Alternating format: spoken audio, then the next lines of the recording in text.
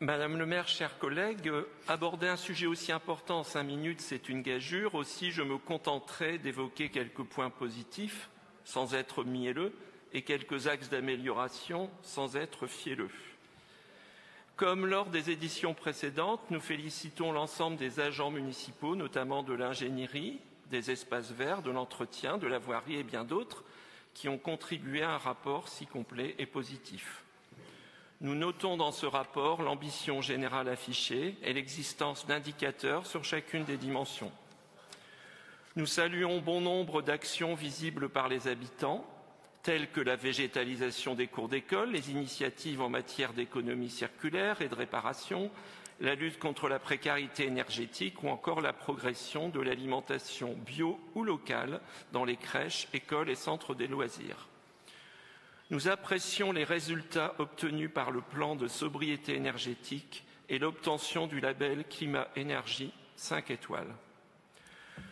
Nous regrettons cependant le côté un peu trop monde merveilleux du rapport, non pas tant parce qu'il enjoliverait la situation, car les chiffres sont justes, que parce qu'il entraîne le lecteur dans un tourbillon d'indicateurs, souvent pertinents, mais parfois moins, rendant difficile leur juste interprétation.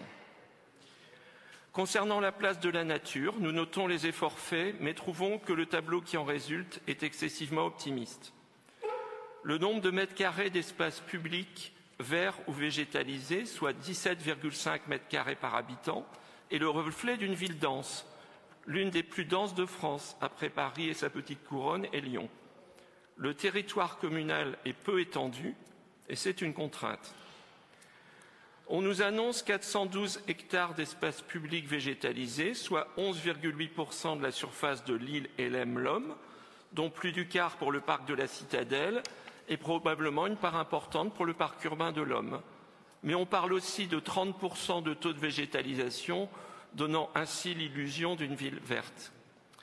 La progression annoncée de 3,24 hectares sur un an représente en fait plus 0,13 mètres carrés par habitant. À ce rythme, il faudra quand même environ 25 ans pour dépasser 20 mètres carrés par habitant. Il faut saisir les rares belles opportunités qui se présentent, comme Saint-Sauveur pour lequel nous souhaitons une part de nature plus importante que prévu, sans exclure le logement. Enfin, sur ce sujet, nous regrettons que l'énumération des réalisations ne distingue pas les créations nettes des réaménagements. S'agissant de la réduction des gaz à effet de serre, évoquée page 40, les chiffres indiqués concernent exclusivement les émissions liées au patrimoine municipal et à son personnel, ce qui certes montre l'exemple, mais ne couvre qu'une petite partie des émissions. En outre, les chiffres présentés, qui suggèrent une diminution annuelle de 4,7%, montrent en réalité que cette baisse ralentit. Moins 2,5% en 2022, moins 1% en 2023.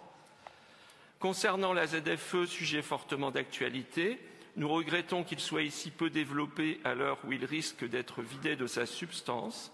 La ville de Lille et les autres villes-centres ont notamment besoin de cet outil essentiel à leur respirabilité. D'une manière plus globale, nous aurions également souhaité que le rapport évoque davantage l'articulation des actions de la ville avec celle de la MEL, des villes voisines et même de l'État. Lille n'est pas un parc d'attractions entouré de champs. C'est particulièrement vrai pour les habitants vivant à proximité des périphériques et de la voie rapide urbaine, pour lesquels l'amélioration de la qualité de l'air et la réduction des nuisances sonores dépendent de plusieurs acteurs. Par ailleurs, cette lutte contre le bruit et les nuisances n'aborde pas spécifiquement les nuisances nocturnes, qui sont pourtant un vrai sujet.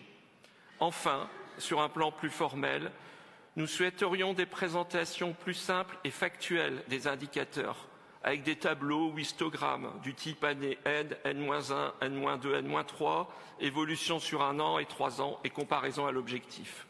Objectif qui ne doit d'ailleurs pas se cantonner à une flèche à la hausse ou à la baisse, comme c'est le cas dans plusieurs tableaux du rapport. Ayant consacré l'essentiel de ma carrière professionnelle à produire des analyses, résultats et recommandations issus d'études, j'ai appris à être précis et à ne pas mettre en évidence que les chiffres qui arrangent. Je vous remercie.